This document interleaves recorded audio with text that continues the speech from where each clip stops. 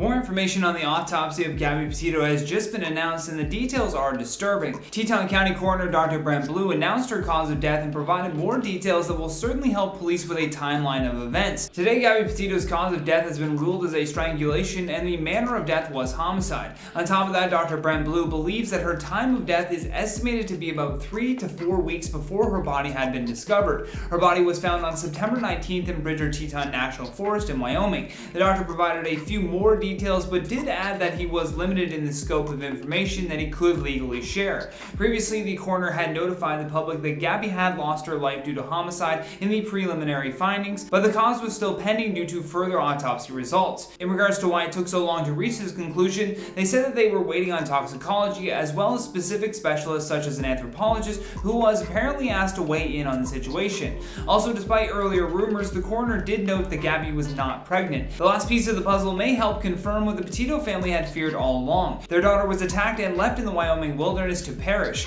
The FBI do have an arrest warrant issued for Brian Laundrie, but not for Gabby's death. It was for the use of unauthorized access devices, with prosecutors claiming that Brian had used a Capital One debit bank card from August 30th to September 1st, with purchases totaling at least $1,000. Although that being said, I'd also like to correct an earlier claim that these cards were Gabby's. Despite that seeming like the most possible thing in this type of a case, the FBI have not confirmed that the cards belong to Gabby Petito. Her mother Nicole Schmidt and stepfather Jim Schmidt said in an exclusive interview with Dr. Phil that their daughter's body was found just a 5 to 10 minute walk from where her van was spotted last time in Wyoming. What we know is that Brian returned home to his parents' house on September 1st without Gabby, and her family was not able to get in touch with her. She was then reported missing on September 11th, and as I mentioned earlier, after an extensive search, her remains were discovered on the 19th. Brian Laundrie has been missing for weeks at this point after his parents said that they believed he went for a hike in the nature reserve near their home in Northport, Florida. At the time of him returning home, he was not wanted in connection with the crime, but he certainly had an enormous amount of pressure on him to give answers about Petito's disappearance. Laundrie's own father has also joined in on the search of the nature reserve for his son, but he did say that he has no plans to assist in police searches, nor will the couple take a polygraph test. That was according to the Laundrie family lawyer, Stephen Bertolino. Dr. Bounty Hunter is not only allegedly leading the search for Brian Laundrie after suffering an injury, he is also making claims that Brian may be a serial killer. The reality TV star who joined the hunt for Brian last month shared his most recent findings as he withdrew from the search. Dr. Bounty Hunter, whose real name is Dwayne Chapman, is said to have injured his ankle while on the hunt for Brian Laundrie.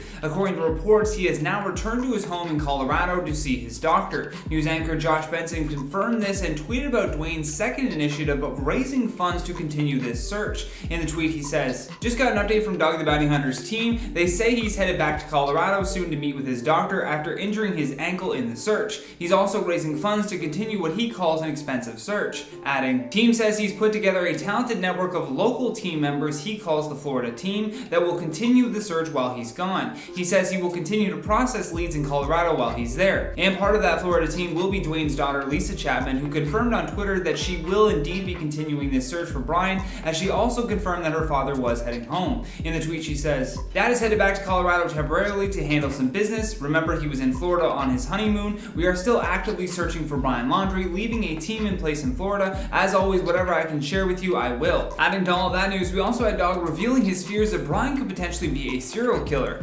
Dwayne explained how he would rely heavily on the activity of his targets on social media just to track them down. And in Laundrie's case, he said what he and his wife found on Facebook was absolutely terrifying. He's quoted as saying, "I'm thinking more and more about him being maybe a serial killer, not just a killer of Gabby." And if you watched the video I did recently about these suspicious things Brian did before Gabby's disappearance, Dog the Bounty Hunter believes those same images expose a deeper issue with Brian, and one that gave him goosebumps. He claimed Laundrie was also a big fan of serial killer books, and he went on to say, "The books he reads are unbelievable. This kid Brian has taken those books obviously to heart." That being said, while Brian Laundrie is considered to be a person of interest in Gabby Petito's death, he has not officially been named a suspect by authorities. Plus, unless Dog the Bounty Hunter has some evidence linking Brian to the disappearance of other people, these claims are just sensationalizing Laundrie for more attention to himself. The FBI and Dog the Bounty Hunter are continuing their search for Brian Laundrie after the coroner revealed Gabby's cause of death to be strangulation. Although the main question on a lot of people's minds is what happens if Brian Laundrie is never found. To refresh your memory, 2 days after Gabby Petito was reported missing by her parents, Brian disappeared. He told his parents that he was going to be taking a hike into the Carlton Reserve near the family home in Northport, Florida.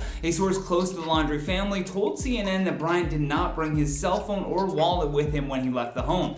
The very fact that Brian returned home from his cross-country trip without Gabby and in her van raised a lot of flags. Her family started to get worried after she had failed to check in with them for several days. Since this time, there has been a massive search effort conducted in the Carlton Reserve, with Brian being named as a person of interest in her disappearance. However, survival experts are now saying that even a highly trained survival expert would have a difficult time evading the law as well as staying alive in that swamp for weeks upon weeks, which leads many to believe that Brian either is not in the swamp or he is deceased. The Northport Police spokesperson Josh Taylor also added that the likelihood of Brian surviving in this gator-infested swamp was about 50-50. Former FBI agents have also voiced their concern regarding this massive search effort and warned that at some point they will have to stop searching. There's no way that the FBI will task their agents to just keep looking indefinitely until he is found. At some point there will be a larger task at hand that they will need to shift their focus back to. Not to mention, Dog the Bounty Hunter just injured his ankle during his search and said that he was headed back to Colorado. Now, he will still have a Florida team on the ground to continue searching, but slowly the search is falling apart. The main question that needs to be answered, though, is what happens if Brian Laundrie is never found? Aside from being a person of interest in the disappearance of Gabby Petito, Mr. Laundrie only has a warrant out for his arrest after he used someone else's bank cards to rack up charges totaling $1,000. As for his family, no charges have been brought against them, and it's not clear if any ever could be. The warrant for Brian's arrest didn't come until much later into the search for him, so that means if his family did help him escape, they will be well within their rights to assist their son in avoiding the law. Not saying that they did do that, because we don't have concrete evidence to suggest this. I'm just saying that if they did, they would have no repercussions for it. If it happened after his warrant was issued, then that's a different story. If the police can prove that the Laundrie family helped Brian after the warrant was issued, then they would face charges for aiding and abetting a fugitive. Now, many people are wondering if he could perhaps be convicted even if he was never found. In the United States, Rule 43 of the Federal Rules of Criminal Procedure says that an individual that flees during the course of a trial can be tried and convicted while absent from the court. Unfortunately, the only way that's possible is if Brian was arrested or had an upcoming court date that he was fleeing from. Right now, he's just a person with a warrant for an unauthorized credit card use that took off into the Carlton Reserve.